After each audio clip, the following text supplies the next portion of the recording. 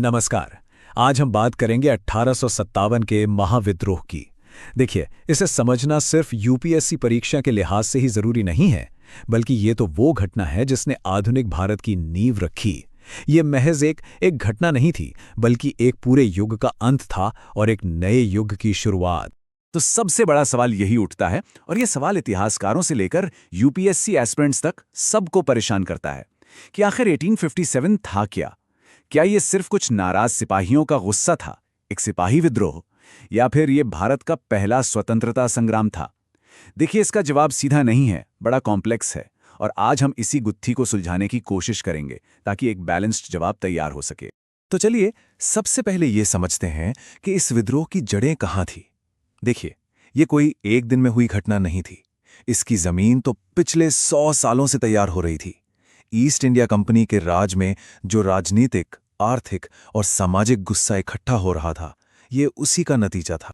हाँ, तो ये 4 बड़े कारण थे जिन्होंने मिलकर आप कह सकते हैं, एक विस्फोटक माहौल बना दिया था। बस एक चिंगारी की देर थी। और एक बात याद रखने वाली है, ये सारे कारण अलग अलग नहीं थे। नहीं, ये सब एक दूसरे से बहुत गहरे जुड़े हुए थे। सबसे पहले बात करते हैं राजनीतिक कारणों की, और इसमें सबसे ऊपर आता है डॉक्ट्रिन ऑफ लैप्स, यानी व्यपगत का सिद्धांत। मेंस के लिए कीवर्ड बहुत जरूरी है। सीधी सी बात थी, अगर किसी राजा का अपना बेटा नहीं है तो उसका राज सीधा अंग्रेजों का हो जाएगा। इसी वजह से तो झांसी, सतारा, नागपुर जैसे राज्य हड़प लिए गए। और फिर अवध का मामला, उसे तो कुशासन का बहाना बनाकर कब्जे में ले लिया। ये एक बहुत बड़ी गलती साबित हुई, क्योंकि इससे अवध के सिपाही, जमींदार, तालुकदार सब के सब भड़क गए। अब आते हैं आर्थिक शोषण पर। अंग्रेजों की नीतियों ने तो जैसे भारतीय समाज की कमर ही तोड़ दी थी। एक तरफ इतना भारी लगान कि किसान और जमींदार दोनों ही साहूकारों के जाल में फंस गए। दूसरी तरफ हमारे पारंपरिक उद्योग धंधे चौपट हो गए। तो जाहिर है, जब गुस्सा फूटा तो वो सिर्फ अंग्रेजों पर नहीं, बल्कि इन साहूकारों और नए जमींदारों पर भी निकला। यहाँ एक बहुत ही दिलचस्प बात सामने आती है, नजरिए का फर्क। अंग्रेजों को लगता था कि वो सती प्रथा खत्म करके या विधवा पुनर्विवाह को कानूनी बनाकर समाज सुधार कर रहे हैं, पर बहुत से भारतीयों को लगा कि ये उनके धर्म, उनकी संस्कृति पर सीधा हमला है। उन्हें ये डर सताने लगा कि अंग्रेज उनकी पूरी पहचान ही मिटा देना चाहते हैं। तो अब तक आप समझ गए होंगे कि माहौल पूरा तैयार था।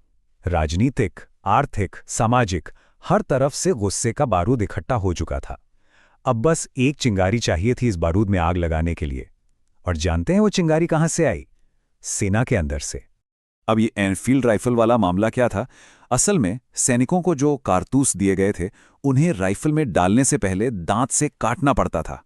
और फिर एक अफवाह फैली कि इन कारतूसों पर गाय और सूअर की चर्बी लगी है। अब सोचिए, हिंदू और मुस्लिम दोनों ही सिपाहियों के लिए ये उनके धर्म को भ्रष्ट करने जैसा था। और इस एक अफवाह ने उनके सारे पुराने डरों को सच साबित कर दिया। देखिए, चर्बी असल में थी या नहीं, ये उतना जरूरी नहीं था।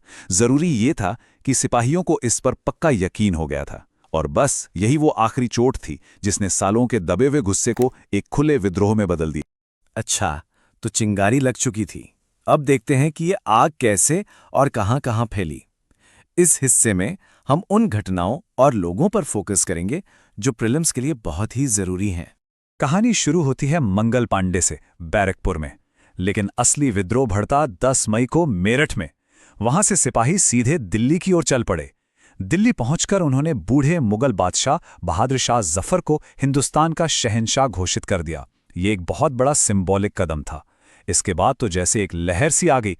कानपुर, लखनऊ, झांसी, एक एक करके बड़े बड़े शहर इस आग की चपेट में आ गए। और हां, रानी लक्ष्मीबाई का बलिदान, वो तो इस पूरे संघर्ष का एक अमर अध्याय बन गया।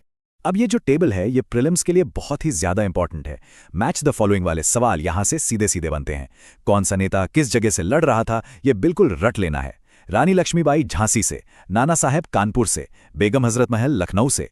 इन सभी ने अपने अपने इलाकों में अंग्रेजों को नाको चने चबुआ दिए थे। पर एक सवाल यह भी है कि ये विद्रोह पूरे भारत में क्यों नहीं फैला? ये मेंस के एनालिसिस के लिए बहुत जरूरी पॉइंट है। असल में कई बड़े इलाके से अछूते रहे। पंजाब के सिख शासक, हैदराबाद के निजाम जैसी बड़ी रियासतों ने विद्रोहियों का साथ नहीं दिया, बल्कि अंग्रेजों की मदद की। तभी तो गवर्नर जनरल कैनिंग ने उन्हें तूफान में तरंग रोधक कहा था, यानी वो चट्टानें जिन्होंने विद्रोह के तूफान को रोक लिया। अगर इनका साथ न मिलता तो अंग्रेजों के लिए ये लड़ाई बहुत मुश्किल हो जाती। तो ठीक है, विद्रोह को तो बेरहमी से कुचल दिया गया, लेकिन इसके बाद जो हुआ उसने भारत में ब्रिटिश राज का चेहरा हमेशा हमेशा के लिए बदल दिया। ये एक ऐसा टर्निंग पॉइंट था जिसने हिंदुस्तान के भविष्य की पूरी दिशा ही बदल दी। और वो सबसे पहला और सबसे बड़ा बदलाव क्या था? 1858। इस साल ईस्ट इंडिया कंपनी का राज खत्म हो गया। जी हां, जिस कंपनी ने लगभग 200 साल तक भारत पर राज किया, उसका चैप्टर क्लोज। विद्रोह ने लंदन में बैठी ब्रिटिश सरकार को यह साफ कर दिया कि एक ट्रेडिंग कंपनी के भरोसे अब भारत को नहीं छोड़ा जा सकता। और इसी के साथ आया गवर्नमेंट ऑफ इंडिया एक्ट 1858। ये वो कानून था जिसने ब्रिटिश राज की औपचारिक शुरुआत की। इसमें हुआ क्या? पहली बात, सत्ता कंपनी के हाथ से निकलकर सीधे ब्रिटिश क्राउन यानी महारानी के हाथ में आ गई। दूसरी बात, लंदन में secretary of state for India का एक नया पद बनाया गया। और तीसरी, भारत में जो गवर्नर जनरल होता था अब उसे वाइसराय कहा जाने लगा। मकसद साफ था, भारत पर ब्रिटिश पकड़ को और मजबूत करना। अंग्रेजों ने 1857 से एक बड़ा सबक सीखा था कि भारतीय सेना पर आंख मूंद कर भरोसा नहीं किया जा सकता। तो उन्होंने पूरी सेना का ढांचा ही बदल दिया। सबसे पहले इंडियन सोल्जर्स के मुकाबले ब्रिटिश सोल्जर्स का अनुपात बढ़ा दिया गया। तोपखाने जैसी जरूरी चीजें पूरी तरह से अंग्रेजों के हाथ में रखी गईं और भर्ती का तरीका भी बदल गया। अब अवध और बिहार की जगह सिख, गोरखा और पठानों जैसी मार्शल रेस से भर्ती होने लगी। और हाँ, सेना में भी फूट डालो और राज करो की नीति को बहुत सोच समझकर लागू किया गया। इसके साथ ही 1858 में महारानी विक्टोरिया का एक घोषणा पत्र भी आया। इसमें बड़े बड़े वादे किए गए कि किसी के धर्म में दखल नहीं दिया जाएगा, सबको बराबर मौके मिलेंगे, वगैरह वगैरह।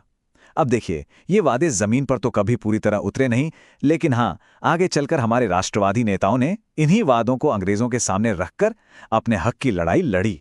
तो चलिए, अब आखिर में सीधे सीधे एग्जाम की बात करते हैं। इस पूरे टॉपिक को प्रीलिम्स और मेंस के लिए तैयार कैसे करना है, इस पर फोकस करते हैं। देखिए, दोनों एग्जाम्स के लिए अप्रोच थोड़ी अलग रखनी होगी। प्रीलिम्स के लिए फैक्ट्स पर पकड़ मजबूत कीजिए। कौन से नेता, कौन से केंद्र, क्या क्या तारीखें थीं, कौन गवर्नर जनरल था। लेकिन मेंस के लिए आपको एनालिसिस करना होगा।